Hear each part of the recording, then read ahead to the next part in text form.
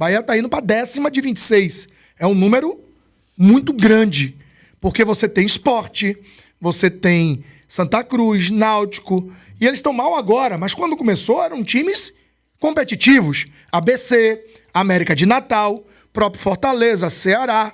Então, você chegar em 10 finais é um número de se considerar, e o Bahia podendo chegar à sua 5ª conquista, e se isso se confirmar, definitivamente ele passa a ser o maior, não só em vezes que chegou à final, mas em conquistas. Lúcio, boa tarde. Boa tarde, Baraúna, Babi, Billy, amigos do Baraúna 12 pontos. Foi um grande feito ontem na Fonte Nova, né?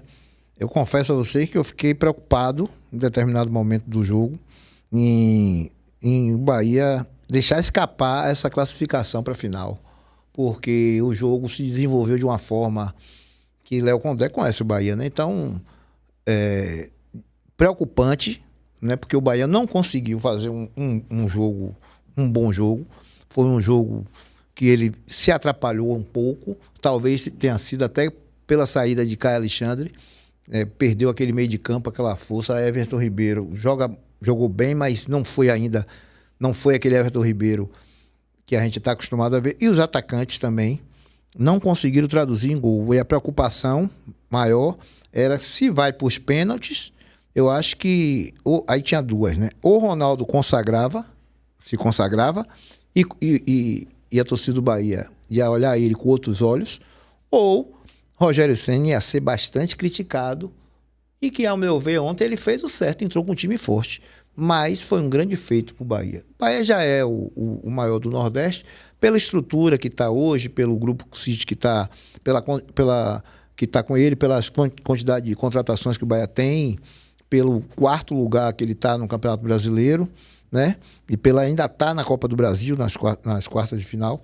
Então, o Bahia tem tudo na mão, né? Agora o Confiança é uma zebra que tem que ter cuidado, né? Tirou o Vitória, tirou o Sport, eu acho. Tirou o Vitória e tirou agora o CRB. O CSA. CSA, que é difícil lá. O Repelé, eu apitei muitos jogos dele lá, é muito difícil, a torcida é muito difícil. O gol do CSA até saiu, né, Lúcio? Mas eu acho que anularam, né? Anularam, e aí ficou 1-0 mesmo. E o Confiança cresceu no final da competição, né? E pasme, né? Uma coisa interessante. O Confiança cresce depois que eliminou o Vitória. O Confiança, quando eliminou o Vitória, ele era o penúltimo colocado da Série C. Ele estava no Z4, penúltimo. Ele estava no Z4 da Série C.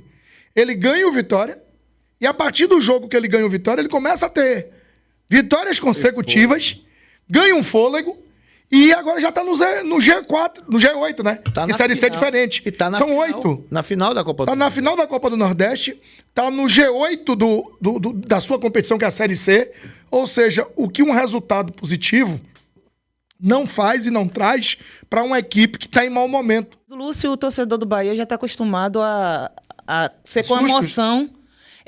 Como eu estava comentando contigo quando você chegou, eu estava com duas possibilidades. Eu falei assim, ou o Bahia vai fazer um gol no último minuto, a estilo Raudinei, ou vai para os pênaltis e Ronaldo vai se consagrar. Então era isso. E o pior de tudo é a apreensão que a gente fica, né, Baraúna? No estádio, aquela situação toda. Você percebia que o Ceará estava jogando para ir para os pênaltis. Ele estava jogando pela tal uma bola. Ele usou a técnica, entendeu? A tática que o CRB utilizou. Exato. E ontem, não sei se você observou, Lúcio, eu até ia citar isso na transmissão, mas como em vários momentos deu certo, eu deixei passar batido. Porque, se eu não me engano, contra o CRB, a tática foi dar a bola ao Gabriel Xavier. E ele não soube o que fazer com essa bola no ano passado. Era Gabriel e Canu. Esse ano, o Léo Condé usou a mesma tática. Ele isolou a bola para os zagueiros. Você viu que Mingo e David tiveram a bola o tempo todo. Mas ele individualizou a marcação no Caio, no Everton e no Jean para que a bola não chegasse nesses três, porque ele sabia que chegando nesses três, teria dificuldade para chegar, teria facilidade para Kaique, Ademir e para o William José. O Léo Condé, em coletiva, disse que o VAR poderia ter chamado. A gente em off já começou discutindo isso. Eu queria a sua opinião técnica sobre o lance para que a gente defina se o VAR teria ou não que ter chamado e se o Léo Condé tem ou não tem razão. Já surgiram várias pessoas perguntando, já teve vídeo de alguns árbitros falando e hoje de manhã Zé Eduardo questionou a você e eu estava na escola, não vi, mas depois aí eu terminei até gravando um áudio, talvez se der tempo vou gravar um vídeo para explicar esse lance ainda, mas já vou explicando aqui para entender. Toda vez que entra um jogador quando não está em campo, ele só pode sair de campo com autorização do árbitro. Ou numa jogada que ele saia por acaso e ele tenha que sair do campo e volta normal, não precisa.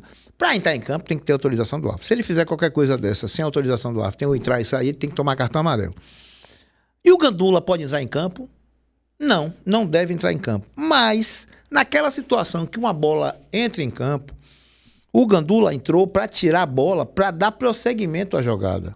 Então não tem como o árbitro penalizar o Gandula, no caso, expulsar, que o árbitro pode expulsar o Gandula, porque ele entrou em campo. Porque ele entrou em campo para resolver um problema administrativo de uma bola dentro de campo extra.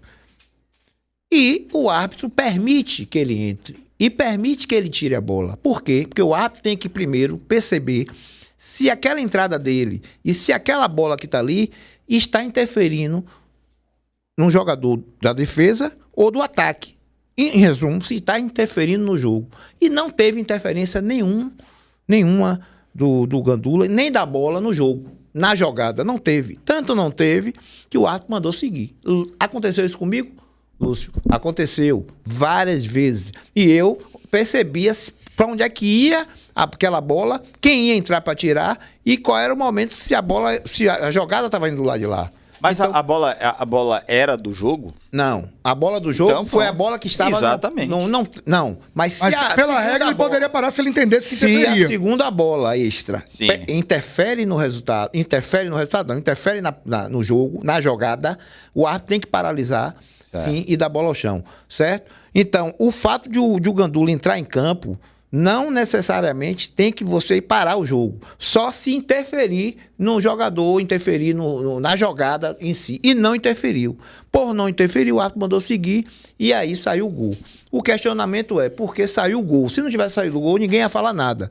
Mas quando sai um gol, aí as pessoas começam a procurar essa polêmica para poder ver se teve um erro administrativo do jogo, teve um erro de regra de jogo. E não teve. Tanto não teve que o árbitro mandou seguir, deu gol e o VAR não chamou porque também entendeu que não interferiu.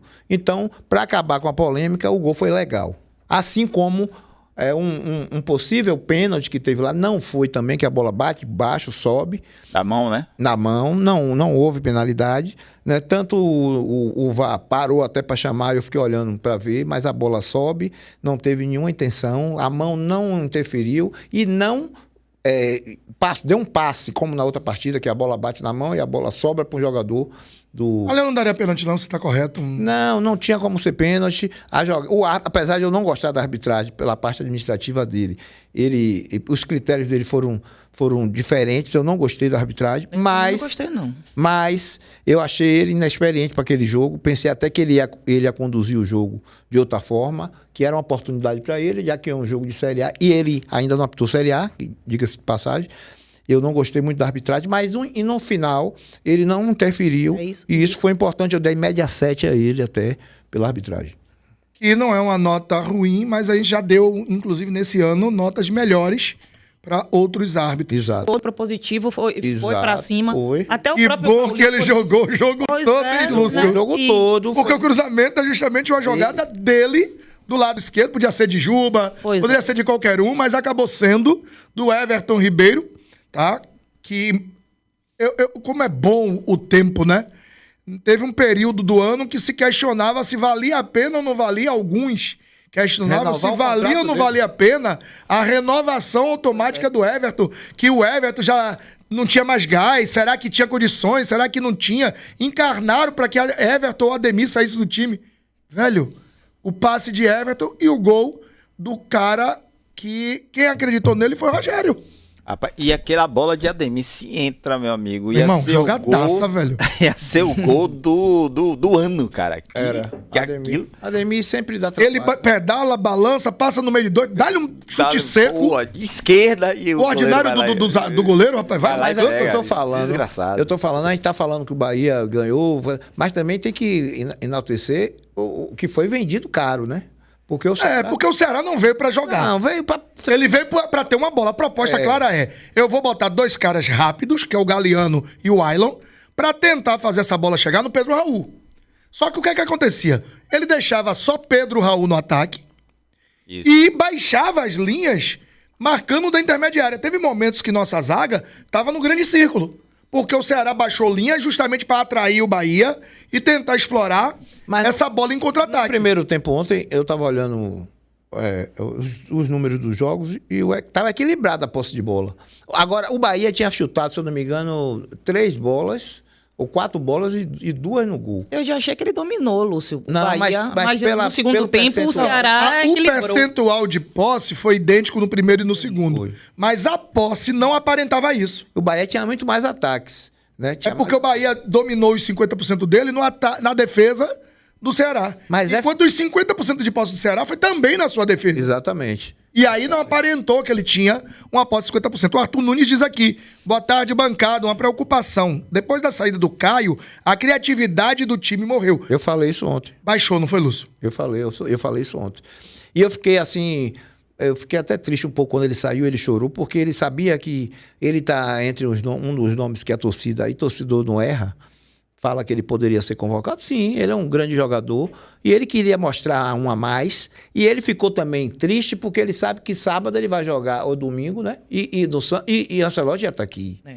Então, ele vem jogando tantas partidas e não tem nada, e ontem teve. É um azar, assim, foi terrível. E quando ele sai do jogo, o Bahia perde qualidade no meio de campo. Por mais que tivesse ainda Jean, Lucas e Everton, o Bahia perde aquele passe, né, que ele coloca de cara, aquele toque refinado, perde um pouco, e isso atrapalhou também o Bahia ontem. Porque o Bahia é montado, Babi, em cima das 3 peças. O conhecimento que os 3 têm um do outro e do tratamento que eles dão a bola. O Jean ontem me deu uma caneta no cara que... Pô, o Fernando Sobral quase Ele tá sai de fora da campo. curva, pelo amor de Deus, o cara Entendeu? tá jogando demais. Jean Lucas Aí- é um cara que vai se dar bem quando ele for pra E Europa. ontem o Rogério falou em coletiva que, pelo que tá jogando, ele reabriu a porta de transferência internacional. Ele tá jogando muito. E aí você tem o Caio, o Jean e o Everton se entendendo como ninguém. Quando você perde um dos 3, e principalmente o Caio, que é um volante construtor, quantos volantes construtores você tem no Brasil? Você tem marcadores. E talvez muito melhores até do que Caio Alexandre. Mas volantes que pegam a bola para construir, quantos tem com a eficácia? Só tem, assim, o mais próximo para mim, 2 brasileiros. O mais próximo para mim é o Marlon Freitas. Volante construtor. O que se aproxima mais do Caio, não tô dizendo que é igual não, viu, gente? Pelo amor de Deus. Mas que pede, que coordena, que determina o ritmo, é o Marlon Freitas do Botafogo. É. Mas teve um momento ontem do segundo tempo que ele, Arias e Davis estavam perdidos. A gente passou uns 15, 20 minutos no segundo tempo com o Acevedo perdido, errando pra caramba. Tem uma bola que os caras ficam tocando e ele fica no bobinho porque ele não definiu a marcação. Sim. Ele dispersou. E quando você dispersa, você vira bobo mesmo. Se você vai perceber que tem 3 e você vai ficar de bobo, isola um. Sim. Esse um é o seu. Quando você tenta ir no futuro, você vai ficar de bobo. Porque o da bola toca no cara. Quando você chega no cara, o cara já devolveu. Você volta, o cara já tocou.